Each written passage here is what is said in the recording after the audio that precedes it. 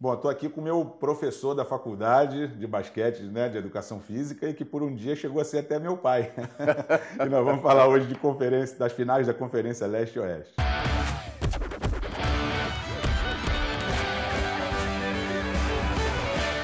Essa história de ser meu pai você conhece, né? Essa história é boa. Eu já te contei. Vou contar de novo para quem não sabe, que eu estava no bingo com o meu grande amigo Alain Espinosa, filho do Valdir Espinosa. E eu sempre passo por isso, né? Sempre tem alguém que reconhece, não, às vezes pelo rosto só, mas às vezes reconhece também por já ter visto na televisão e tal. E esse cara ficou me olhando ali no bingo um tempão. Eu falei, aí o Alan, ele me te reconheceu, né? Filho do Zico e tal. Só que o cara parecia japonês. Ele não falava, olhava pra mim, dava uma risada e tal. A gente jogando no bingo na maquininha ali, né? Daqui a pouco, depois de meia hora, deu um intervalo, ele criou coragem. Tomou coragem e falou, desculpa, tu não é o filho do... Eu sou, né? Do Birabella, do basquete. Aí eu falei, quem? Aí o Alan, cara, caiu no chão, né? Sensacional. Ele falou, não é possível que esse cara tá... Eu falei, você tá de brincadeira com a minha cara, cara. Eu falei, por coincidência eu conheço o Birabella, era meu professor na faculdade. Mas se você disser que eu sou parecido com ele, eu nunca tinha ouvido essa bacana, não. Então, você é meu segundo pai. Um grande prazer, um grande orgulho. Tá bom, que bom.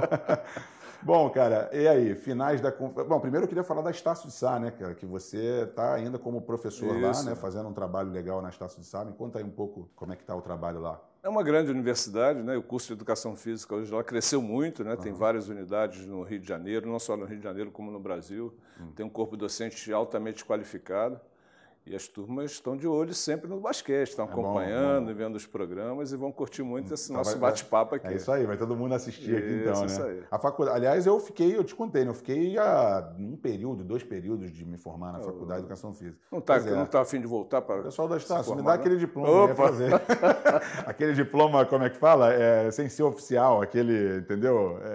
Vai lá, a gente conversa, não tem problema nenhum. Quem sabe você volta e Pois é, você sabe que eu não me formei por causa do futebol mesmo, né? Por estar na carreira de futebol na época. Isso é uma coisa bem difícil para o atleta, né? Conciliar, né, o estudo com o trabalho. Eu cheguei a ir para a faculdade de muleta, na época eu estava com o joelho ruim, tornozelo ruim, enfim, foi difícil conciliar ali. Fiz 4 anos. Né? Mas hoje os professores eles sabem lidar com esse momento, né? Nós temos vários jogadores, não só de futebol, né, de outras modalidades também, e profissionais que trabalham, né, preparadores físicos. Que tem que frequentar a faculdade. Que estão fazendo outro curso, querem fazer outra graduação. E a gente sabe conversar, sabe acertar a vida do aluno. O importante é que ele aprenda, que ele seja um bom profissional futuramente. Porque no fundo é a carreira dele que está em jogo ali, então tem que saber, exatamente, né? Tem que saber entender. Bom, finais da conferência. Né? Eu vou começar pela do Oeste. Vamos lá. Porque é mais fácil para mim, que você sabe que... O coração deve estar batendo forte, né? O coração está até agora. A gente está gravando isso no dia seguinte do jogo 5 contra o Philadelphia. Que sufoco, meu amigo. Mas... O Marcos Smart arremessou para errar o lance livre e acertou. Depois a gente fala sobre isso. Segura aí. Vamos para a Costa Oeste primeiro. Golden State e Houston. Era a final que todo mundo esperava, né? Era a final que todo mundo esperava, Júnior, e tem um detalhe muito legal nessa final, né? O Houston fez na regular season, né, fase de classificação, como a gente chama aqui no Brasil. Temporada regular. Temporada regular. Fez a sua melhor campanha em toda a história da franquia. Teve apenas 17 derrotas. Foi o primeiro colocado, né, da Conferência Oeste. É um time que foi formado para ganhar do Golden State. Né? Foi formado para ganhar do Golden State. É um time que, ao longo da competição, ele está se entrosando. E o esporte, você sabe disso, né? Você foi jogador, você é de família de atleta, você foi criado no meio do esporte. O esporte é muito momento. E o momento atual é muito mais, eu vejo muito mais do Houston do que do Golden State Warriors. Sabendo que o Golden State tem um timaço. E que na hora H... Que na hora H os caras jogam e realmente é difícil se segurar, principalmente aquele trio ali, né? Formado pelo Stephen Curry, o Klay Thompson e o Kevin Durant. E os outros que vêm... O Guadala, que já foi até MVP de final. Até o Nick Young está acertando tudo. Né? É um timaço. Agora, o Houston está num momento espetacular. E que partida fez o Chris Paul. Chris Paul tá jogando demais, né? Na última partida... Porque muita gente... O pessoal falava que os dois armadores juntos não ia dar certo. Não, nada disso. Perfeito, eu acho que eles jogam perfeitamente como estão jogando. Essa partida de número 5 contra o Utah, em que ele fez 41 pontos, sendo 20 pontos no último período. Ele acertava tudo. Ele acertou uma de 3 quando ele já tinha feito 2 seguidas.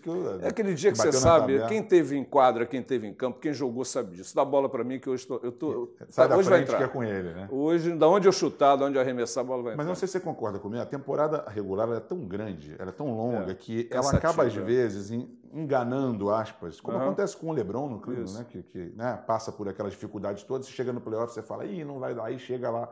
O time do Houston, apesar de eu concordar contigo que o momento o Houston ficou em primeiro, jogou muito melhor que o Golden State, só que é engraçado, quando chega no playoff, eu vi o jogo que o Curry voltou e depois os últimos jogos contra o New Orleans, e você vê a dificuldade que deve ser enfrentar esse time, porque marcar você tem esses jogadores. O Klay Thompson, que no caso seria, aspas, o terceiro, né, melhor jogador, ele é um cara que eu sempre quis, por exemplo, no meu time, que eu acho que se fosse no leste, ele seria o melhor jogador do leste. Você sabe que eu estava fazendo o Mundial, a Copa do Mundo de Basquete de 2010 em Madrid, né? Na Espanha, né? Nós fizemos a primeira fase do Brasil, que foi em Granada, que é uma cidade maravilhosa, e depois nós fomos fazer a fase de eliminatórias, esses quartos de final, semifinal e final, em Madrid. E o Klay Thompson estava lá pela seleção americana. E eu fiz um programa, eu lembro que eu fiz um programa e citei, esse rapaz vai ser um dos grandes nomes da NBA. O arremesso dele é uma coisa assim, fantástica, maravilhosa. Para mim é tão impressionante quanto o Curry e o Durant, quer dizer, quanto ao Durant. O Curry, ele é um cara que mudou para mim. Muito habilidoso. Ele mudou todo o basquete, porque você que é treinador sabe explicar melhor até do que eu, a preparação que você faz para um time, dependendo dos chutadores e tal, você não pode ter um cara que passa do meio campo e você tem que começar a defender ele a partir da linha. Exatamente. Que ele vai para o cantinho, você dá 2 segundos, ele arremessa. Você lembra de um jogo que, eu não lembro, acho que foi contra o Dallas, que ele pegou a bola com 2 segundos, ele atravessou o meio campo e dali ele já meteu a bola de lá e meteu a cesta da vitória. Isso. Quer dizer, você tem que se adaptar ao cara e aí quando você sai para marcar ele dá a bola no Draymond Green, o Draymond Green penetra, todo mundo vai em cima, o Draymond Green dá pro lado, pro Klay ou pro Kevin Durant. E você fica... com relação a isso que você está colocando do Stephen Curry e dos jogadores americanos, de modo geral, a diferença entre eles, o basquetebol americano, não só a NBA, como outras ligas profissionais, universitárias, enfim, a diferença do americano para o resto do mundo é a questão do seguinte: lá na base, né, o esporte começa na escola, a quantidade de jogadores que surgem para basquetebol é uma coisa fora de série. Os técnicos chegam a ser chatos em 2 coisas importantíssimas para quem trabalha com bola, que é o manejo de bola e o controle do corpo.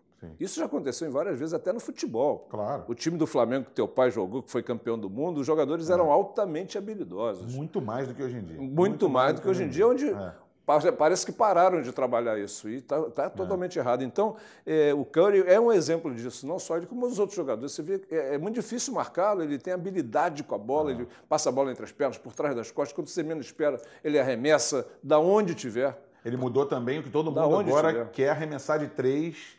de longe até os pivôs, né, para poder porque você abre a defesa. Na medida em que os jogadores altos começam a sair para atrás da linha de 3 pontos para arremessar de 3 pontos, consequentemente, o que acontece? A defesa abre. Então, cria-se mais espaço para jogar. Espaço esse que na NBA já tem bastante, por causa daquela regra de 3 segundos de defesa. Que você não pode, do lado contrário da bola, você não pode flutuar no meio do garrafão e ficar o tempo que você quiser ali. Você tem 1, 2, 3, ou você parte em direção à bola, ou você volta para dar combate ao jogador que estava marcando. Então, com isso, a quadra na NBA ela abre muito mais do que a quadra na FIBA, onde ela fica fechada. Até existem alguns pivôs que ainda continuam, tipo o Javel Magui, o Nenê. Mas está diminuindo bastante. Está diminuindo bastante. Você tem ali o Anthony Davis, que arremessa de 3. Isso. O próprio Horford no Boston.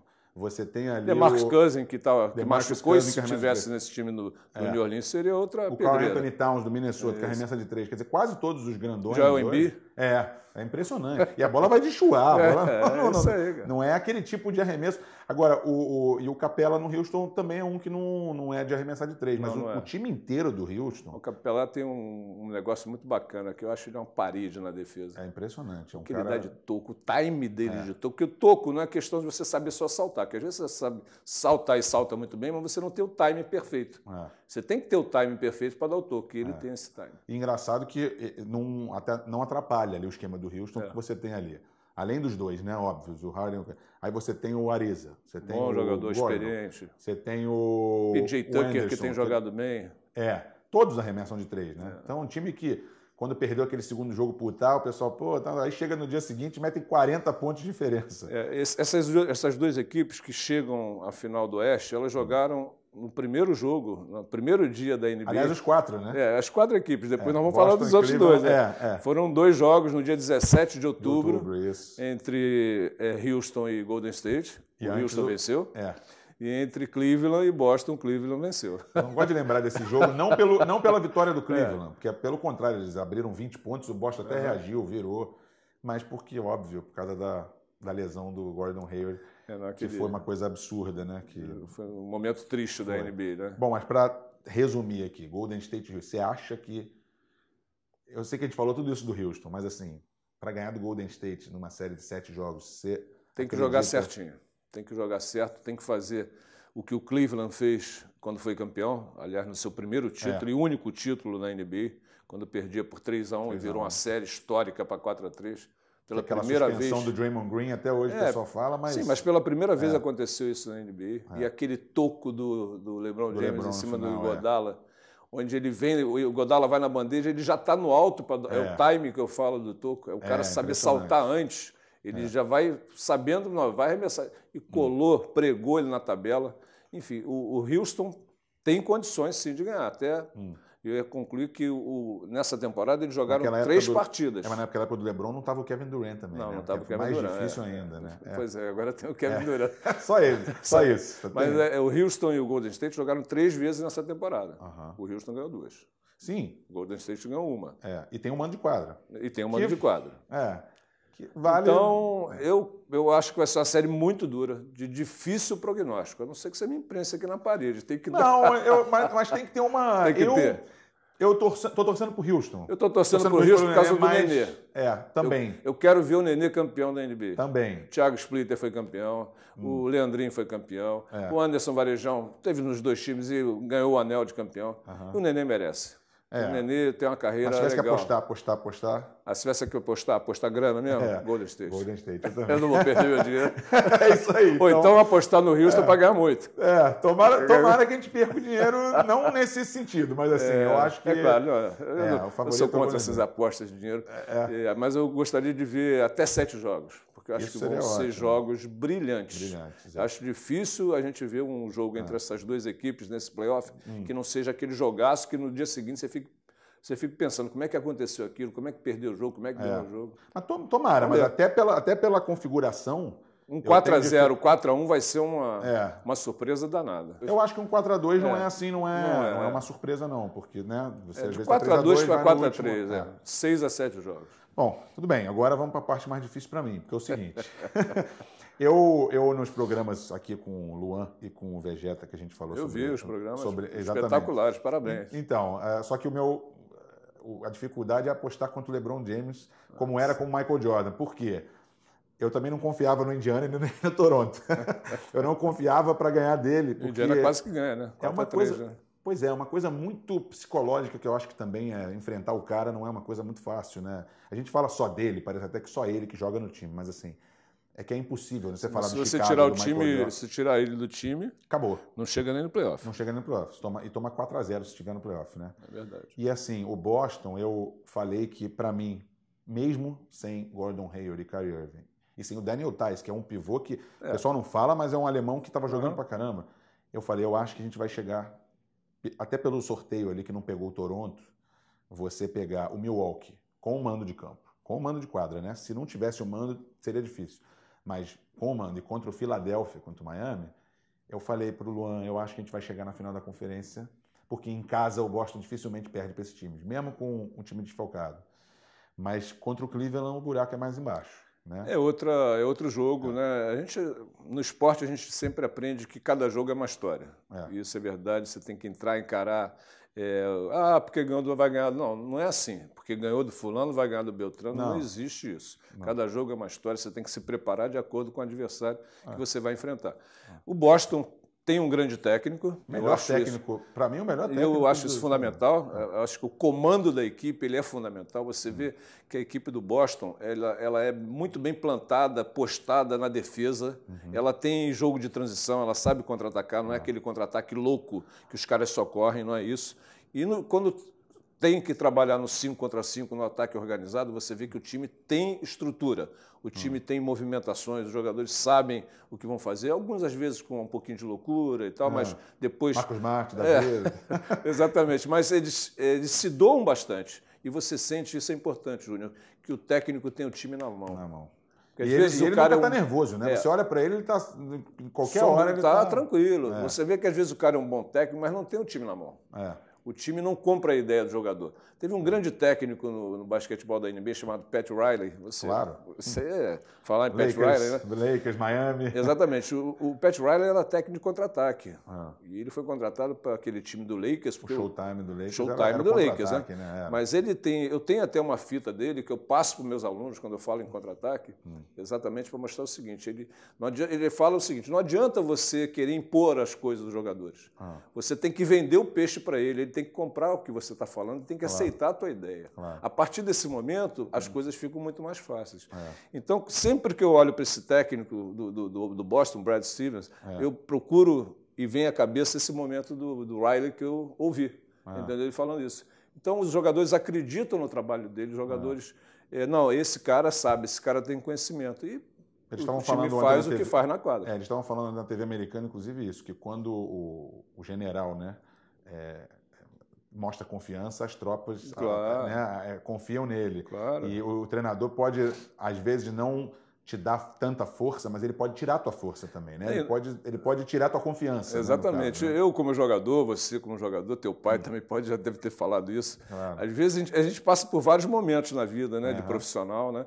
E você vê que quando você pega um técnico que o cara está enrolando o tempo todo, o cara não tem conhecimento, o cara se impõe por outros artifícios, não dá certo. O exemplo da seleção brasileira, ou o Tite. Você fala assim, por que o time não deu certo? O time é bom, por que não deu certo? Alguma coisa tem errado. Provavelmente o técnico não soube controlar a equipe, como esse cara controla a equipe do Boston. O Tite na seleção brasileira é isso, ele pegou quase Você vê que os mesmos jogadores, a mudança, exatamente. O Brad Stevens ele sabe explorar o que eles chamam de matchups, né? Que é o como é que fala? Igualar. Que é, por exemplo, você ter um pivô em cima de um armador, e às vezes ele pega um cara que não é da posição para marcar aquele cara, porque ele sabe que o cara vai ter dificuldade. O Ben Simmons, por exemplo, do Philadelphia, que não sabe arremessar ainda, né? Ele teve uma dificuldade enorme. Ele pegava os grandes, o Al Horford, para marcar o Ben Simmons. Então o cara virou meio que um pivô. O Ben Simmons virou um pivô de carregar na bola, quer dizer, ele não tinha função, né? O Simmons, esse menino, ele é muito bom jogador. Muito bom, mas ele é novo, ele tem que aprender a arremessar. Porque se ele não der importância a isso, cada arremesso ele está fadado a não ter um sucesso que ele poderia ter caso ele se empenhasse mais para mudar esse arremesso. Eu acho que o Boston hoje, inclusive esse time, mesmo sem o Gordon Hayward e o Kyrie Irving, é melhor, por exemplo, do que o time do ano passado. Esse time está jogando coletivamente. Não, mas ele, eu estou dizendo assim, ele é melhor do que o time do ano passado do Boston, porque era o Isaiah Thomas, que era o principal, era baixinho. A gente já tinha aquela desconfiança no playoff de não conseguir marcar o Kyrie Irving, que abusou dele, ele era baixinho, depois ele acabou se lesionando. Você tinha ali o Horford, lógico, mas você tinha o Jay Crowder, o Jerebico, o Não dá para comparar, para mim, com esse time de hoje. Esse time de hoje ainda é melhor. Muitas mudanças, e as mudanças encaixaram, as peças encaixaram. E o Cleveland sem o Kyrie Irving, que para mim não era nem segunda opção. Era como se fosse... Não era o Pippen do Michael Jordan. Ali, para mim, de jeito nenhum. Para mim, ele era o Kevin Durant do Curry com o LeBron ano passado. Isso. E a falta dele... Eu acho que esse ano a série vai ser muito mais competitiva. Pela segunda vez eles vão chegar a uma final, né? Já Exatamente. disputaram na final do ano passado, temporada passada, o Cleveland venceu. E essa final, eu creio que também seja uma final bem parecida com a do lado oeste. Ou seja, 4-1, eu acho vai ser zebra. Acho que já é para 4-2, pode ter até 7 jogos. Agora, o problema é você dizer quem que vai ganhar. O Boston vai ter que achar um momento correto dentro dessa série para neutralizar um pouco o LeBron James, entendeu? Para tirar ele um pouco do jogo, diminuir o potencial dele. O cara está com quase um triple-double de média nos playoffs. 34... 9,8, se eu não me engano, 9,3 contra o pontos, Indiana, 9,4 rebotes, 9 assistências. E fazendo 40 pontos como quem faz 20, né? Mas isso não é novidade, assim. Tudo bem que é o 15º ano dele, é uma surpresa por isso. Mas, assim, durante os últimos anos de playoff, ele sempre tem essas médias altas no playoff. Ele cresce muito no playoff. Cresce muito. Mas, assim, o Indiana, por exemplo, jogou a série, ele continuava a fazer os 40 pontos dele, mas não deixava o Indiana de ir lá e ganhar. O segredo para mim aqui, o Boston, ele, em 4 jogos com o Milwaukee em casa, ganhou todos, e em 3 com o Philadelphia, ganhou todos. Esses 2 primeiros jogos em Boston, ano passado o Boston perdeu os 2 e perdeu feio. Eu acho que esses 2 primeiros jogos são muito, muito importantes. Se o Boston ganha os 2 ou ganha um e perde o outro, ele vai com uma confiança melhor. Em playoff, apesar de você ver todas as arenas da NBA, elas têm o mesmo formato, tem o mesmo. Você não estranha. Não é igual o campo de futebol, com um esburacado. Exatamente. É tudo igual. O material é o mesmo. Quer dizer, isso é exatamente para não. Mas a torcida, a questão da torcida, né? Ser barulhenta e fanática e torcer e tal. Então, nos playoffs, você tem que aproveitar o quê? O mando de quadra. Você não pode perder em casa. Se você perder em casa, você já sai com aquela obrigação de ter que, pelo menos, dar uma carimbada fora para poder igualar de novo. Então, eu acho que vai ser, na minha opinião, vai ser uma final de conferência difícil para os dois times, muito difícil. O Boston está num momento espetacular, assim como o Cleveland também. Eu acho que essas 2 equipes encaixaram legal na fase de playoffs. Você vinha falando sobre a questão da... Às vezes, o primeiro confronto não é referência. O segundo da regular season, de repente, que entre aspas, é um negócio que engana muito e tal, mas você vê que as equipes, cada vez mais, elas vão se poupando nessa fase regular, que é extensa. Esse ano foram 170 dias para 82 jogos. Quer dizer, você joga hoje, descansa amanhã, joga depois da manhã. Quando não tem o back-to-back, você joga seguido. Sim, né? E aprendem a melhorar no playoff. Para chegar inteiro no playoff. Eu falei do Indiana contra o Cleveland, mas isso não significa nada, porque às vezes na primeira fase tem uma dificuldade, aí o time pega o embalo, como o Boston em 2008 pegou o Atlanta de início, foi 4-3, com aquele timaço do Boston. E o pessoal, não vai dar certo. Pegou o Cleveland 4-3. Aí quando chegou na hora do Detroit e do Lakers, foi mais fácil, contra os melhores times. Porque o time pega aquele embalo do playoff, né? E aí, para você? Eu acho que o Boston está em condições de vencer essa temporada, esse playoff. Amém. Eu acho que ele está em condições. Muito. Eu acho que vão ter que encontrar um momento nesse playoff de tirar um pouco.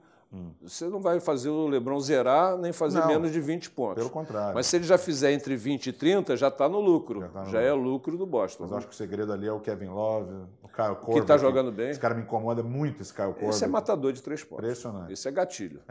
Isso é Marcelinho Machado. Sempre que eles estão perdendo de 15 pontos, eles dão 3 bolas para o Kyle Korver. Meus alunos falam muito sobre isso. Né? O Marcelinho Machado e o Kyle Korver são muito parecidos.